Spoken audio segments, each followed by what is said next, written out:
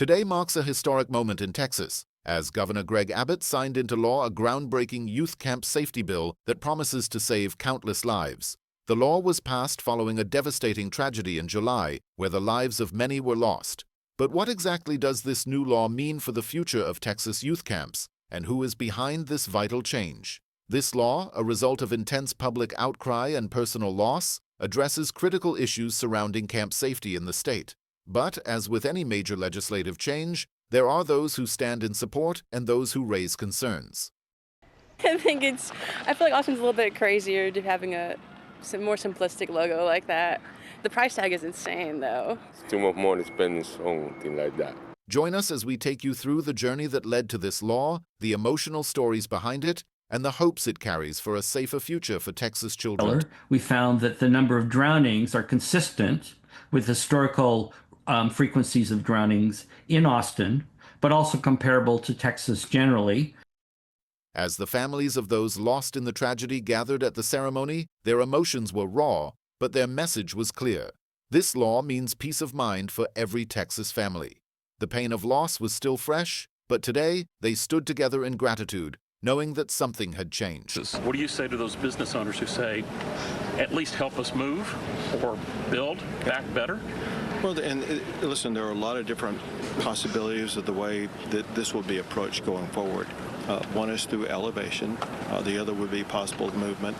It depends on what happened to each business, if you would. Was it totally decimated? Was it minorly damaged? And where exactly are they located? Different things like that. We came together as families dealing with unbearable heartache, and today we stand together in gratitude. These new protections mean peace of mind for every Texas family. Texas heroes that can go down and should go down with the great names of Texas history. They stayed behind when they could have gotten away. They stayed with the girls they were in charge of. These families have been through unimaginable pain, but they made one thing clear. Their daughters did not die in vain. They pleaded for swift action, asking that no other parent experience the hell they've been through. Today, their voices were heard. Today, their call for safer youth camps became law. And today, a promise was kept. While many celebrate the new law, not everyone is in favor. Several youth camp owners across Texas have voiced their concerns about the potential financial burden the law could place on their businesses. The new rules are going to be costly. Moving cabins out of floodplains, installing sirens, these are expenses that many camps simply Boy's can't father afford. says the We are school's trying to keep principal our and doors student open, and now we resource face officer even more filed a criminal challenges. complaint with the Hays County Sheriff's Office, even after reviewing the video. There's no assault on that video. There's no assault on that video. She didn't assault my son, but my son damn sure didn't assault her. She caused the incident, but there's no assault there. What were the SROs looking at to actually file those charges? What the heck are they talking about? Let us see the video. We wanted to see the video. 100%. Because even after I pointed out that they had misrepresented the penal code, they didn't care. The only thing I can figure is a retaliation because they can't come after mom and dad, so they went after the kid.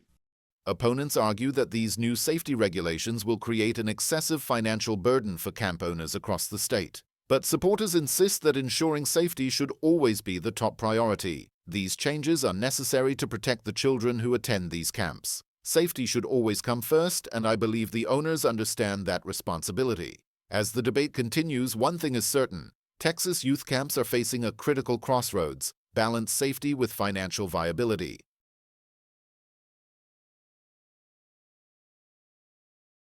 In the wake of the tragedy, two heroes have emerged. These camp counselors who stayed behind when they could have escaped, sacrificed their lives to protect the children in their care.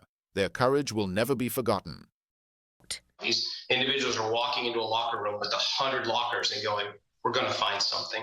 That's all there is to it. They're stealing your credit cards, your cash, your identification, all your personal information that you've taken to the gym with you, and secured in a locker for that reason. These two counselors displayed extraordinary bravery. They stayed with the children even when they had the chance to escape. They are true heroes, and their names should be remembered alongside the greats in Texas history.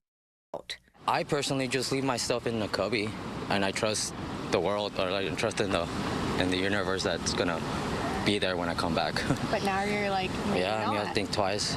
Governor Patrick has proposed that their portraits be permanently displayed in the House and Senate as a tribute to their sacrifice.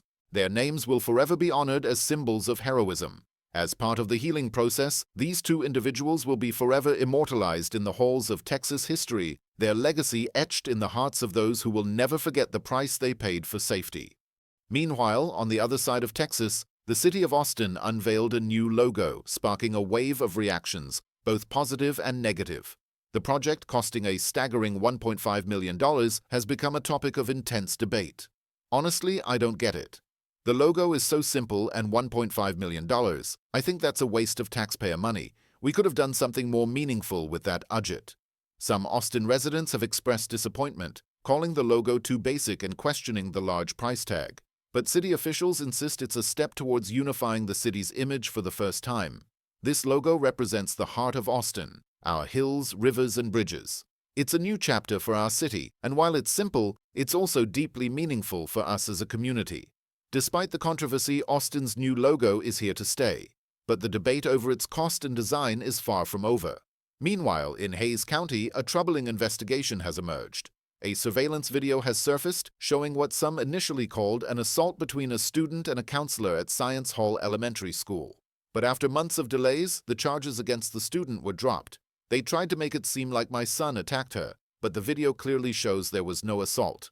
I think they were just going after him because they couldn't go after us. It's been a witch hunt from the start. After months of fighting to a family continues to seek justice, the question remains. How could such an incident be handled so poorly by school authorities? And what steps will be taken to ensure something like this never happens again?